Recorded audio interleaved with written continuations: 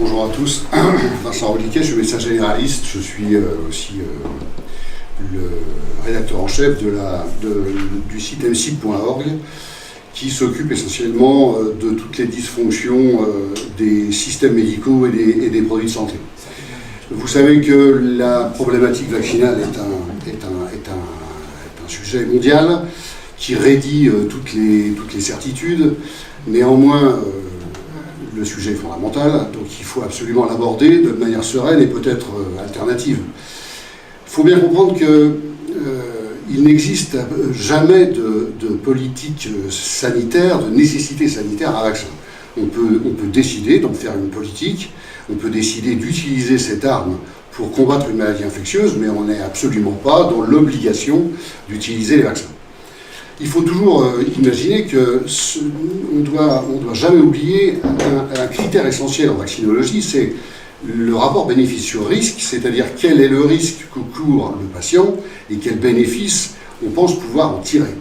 Donc encore une fois, il faut faire retour sur les critères de morbidité et de mortalité qui entachent la Covid-19 dans les pays développés, et à partir de là, il est licite de pouvoir apporter quelques critiques à la partie vaccinale. Il faut comprendre aussi que les techniques choisies pour sortir des vaccins en moins d'un an sont obligatoirement des vaccins novateurs, des vaccins qui font appel à des technologies totalement nouvelles, et naturellement, il faut bien être persuadé que dès lors qu'un vaccin n'a pas été testé de manière conventionnelle sur 5 à 10 ans de développement, on peut s'attendre à avoir des réveils douloureux dans les semaines qui suivent leur mise sur le marché.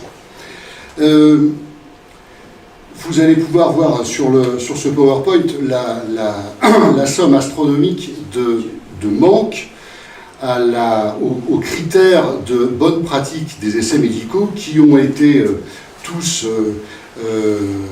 utilisés par la plupart des industriels pour accélérer le développement et la mise sur le marché de leurs vaccins. Le problème est grave, c'est-à-dire qu'à partir du moment où on n'a pas un seul protocole d'analyse qui est scientifiquement inattaquable, on peut se demander pour quelle raison tous les industriels en même temps ont tous cherché à probablement masquer des failles de technique ou des failles de raisonnement. Vous voyez que les biais de recrutement des sujets dans la plupart des études, on en a retrouvé pas mal. Vous avez le double aveugle qui est une nécessité absolue dans un essai randomisé moderne. Aucun double aveugle n'a été utilisé pour ces études. Les résultats intermédiaires, il faut comprendre que quand on fait la moitié de l'analyse d'un essai thérapeutique en milieu de protocole, le double aveugle est forcément levé, puisqu'on sait d'emblée quel patient a eu quelle pathologie par rapport au traitement ou par rapport au placebo. Nous avons eu des utilisations absolument honteuses de produits qui remplaçaient les médicaments, les placebos à la place en face des produits à tester. On a même vu des médicaments affreusement réactogènes introduits par une firme anglaise en cours d'étude. On a vu des perdus de vue dans certaines études qui montrent qu'il y avait probablement énormément d'effets secondaires qui n'ont pas été enregistrés puisque les gens sont partis. Les analyses statistiques sont réalisées généralement de manière flatteuse et jamais dans le dur, c'est-à-dire dans l'ITT, dans l'intention de traiter des patients. Résultat, aujourd'hui c'est compliqué. Vous avez bien compris que si on veut, maintenant que les premières doses vaccinales ont été délivrées dans le monde entier, à partir de 2 à 3 produits, maintenant on n'a plus qu'à attendre que spontanément les effets indésirables graves soient signalés aux officines. Donc si un médecin souhaite taire un effet indésirable, y compris un décès, il n'y a aucun problème pour que ce décès ne remonte pas à la pharmacovigilance mondiale.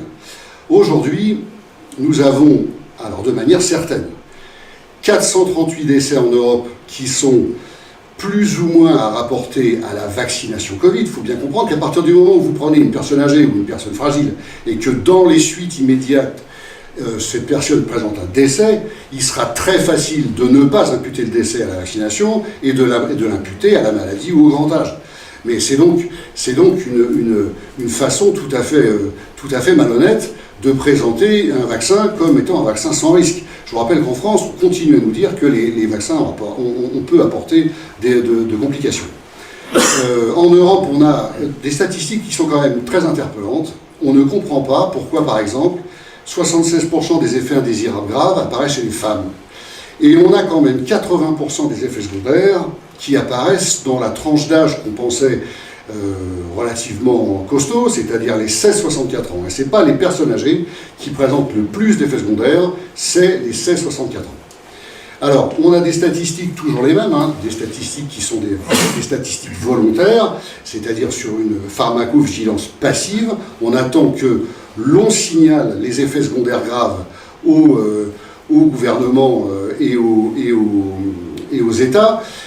Aux États-Unis, nous avons des statistiques à peu près identiques pour 329 décès, et ce qui est intéressant pour 22 000 doses distribuées. C'est donc pas non plus quelque chose d'énorme, mais il faut bien comprendre qu'on n'attendait pas autant de décès suspects sur cette première phase des effets secondaires possibles des vaccins.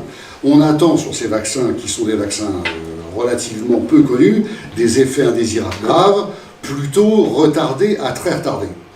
Ce qui est intéressant dans les statistiques américaines, c'est qu'on s'aperçoit que 3% des patients qui ont reçu généralement une première dose, pas encore la deuxième dose, 3% sont dans un état de détresse tel qu'ils ne sont plus capables de travailler. Certains sont hospitalisés, certains sont couchés, certains ne peuvent plus s'alimenter seuls. C'est quasiment du 3%, c'est quand même absolument énorme. Nous voulons signaler notre inquiétude concernant 3 pays et 3 pratiques vaccinales. Il n'est pas question d'y attacher une corrélation. Nous avons remarqué que Brésil, Angleterre et USA ont tous les 3 utilisé le vaccin AstraZeneca de manière récente, et que ces 3 pays ont vu apparaître très rapidement après l'instauration des phases 1, phase 2, phase 3 AstraZeneca, ont vu apparaître des variants, et des variants a priori plus agressifs ou plus contagieux que le SARS-CoV-2 de départ. Avec tout ce que vous avez entendu, vous avez bien compris qu'il y a quand même un problème avec ces vaccins. On nous avait dit que l'AMM, l'autorisation de mise sur le marché, était conditionnelle car il n'y a pas de traitement. Alors pourquoi prendre autant de risques alors que, comme on vous l'a dit il y a quelques minutes, il y aurait des traitements préventifs et curatifs dans le monde entier utilisés et qui invalideraient l'aventure de certains vaccins pour certaines populations. Il ne faut pas oublier une dernière population qui, hélas, est en danger, c'est la population des femmes enceintes. Je dois rappeler que tous les industriels actuellement dont les produits sont sur le marché, tous ont exclu de manière draconienne les femmes enceintes de leurs essais thérapeutiques. Les contraceptions étaient obligatoires. C'est allé au-delà, puisqu'on a réclamé à ce que les hommes en période d'activité génitale n'aient pas de rapport sexuel pendant les 28 jours qui suivent les injections vaccinales avec des femmes en période d'activité génitale. Donc il nous paraît totalement surréaliste d'inclure des femmes enceintes dans un protocole de vaccin anti-Covid, alors que pas un seul industriel a voulu s'intéresser au problème.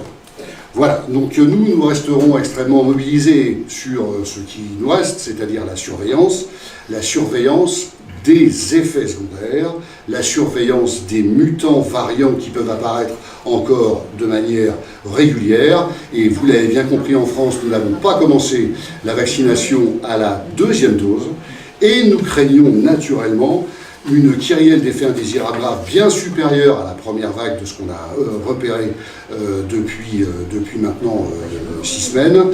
Et bien entendu, nous continuerons à avoir un regard extrêmement vif sur le problème. Tout ce que je vous ai dit aujourd'hui sera... vous pouvez retrouver tous ces chiffres dans les parutions que nous allons publier. Je vous remercie.